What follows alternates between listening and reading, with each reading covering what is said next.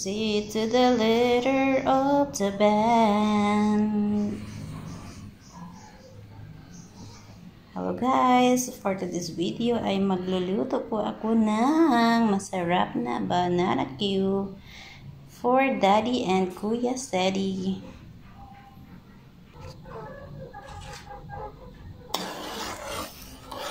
Ayan guys, matapos ng balatan at meron na kaming nakahandang kawali ni Kuya Sedi at nilagyan ko na rin ng asukal pala guys. Inaantay ko lang na maging karamel yan at saka ilagay ko na ang saging. Ayan, dahil hindi na ako makapag-antay, hala, sige, ilagay ko na ang saging. Ito na. Diba? What is that, Kuya? Saging. Yeah, saging. You want saging? You want saging? Yes. Okay. Come here. Let's cook. Kuya. Kuya Cedric. Come here na. Let's cook na.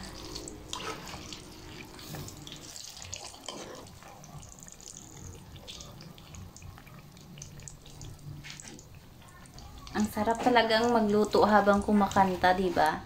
Pero sabi ng lola ko dati, hindi daw pwede, bawal daw yung kumanta kasi daw, ang mapapangasawa mo daw, pag kumakanta ka habang nagluluto, ay matanda. So, hindi naman matanda si Koreano. Mali pala yung mga matatanda dati, mali pala yun. Hindi naman matanda si Koreano. O, diba? Maling-mali sila. Ewan ko ba, kahit hindi naman maganda ang boses ko, pero habang ako'y nagluluto, guys, nako, napapakanta talaga ako. Bahala nga kayo dyan. Oh, pati manok ko nga, kumakanta. Narinig niyo yan? Kumakanta din sila. Kasi, mahilig din kumanta yung mga manok ko.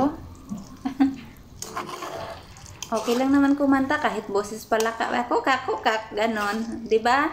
Ma'am Lot, shout out dyan, Ma'am Lot, ha? Yung sabi natin na hanggang palakpak lang tayo, okay lang yun. Diba? At least, diba, Ma'am Lot, marunong tayong pumalakpak sa magaling kumakanta. Kahit di tayo magaling, okay lang yan, Ma'am Lot.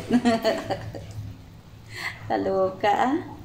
Gutom lang siguro to. Bibilisan ko na nga at magkain na. Ay, nagke.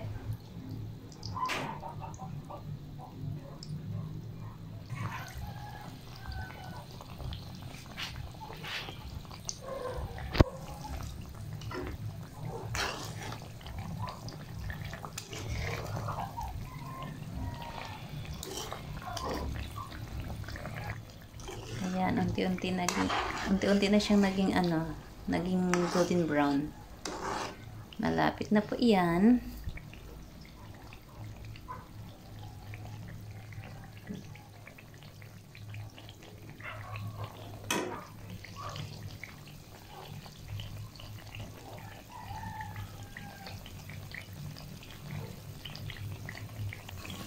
Ayan guys, unti-unti na siyang naging yung sugar, na siya, caramel na siya.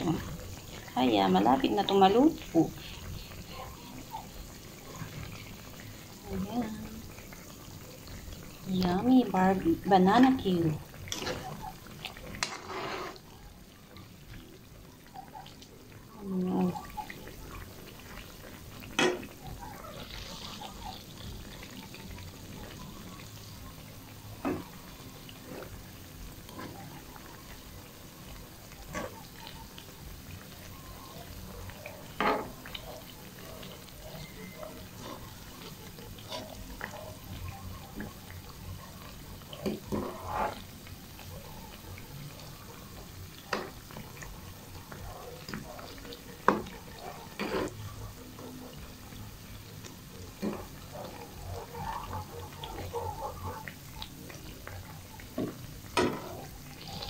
Habang ako'y nag-aantay na maluto, inaantay ko rin ang premiere ni Daddy. Malapit na to.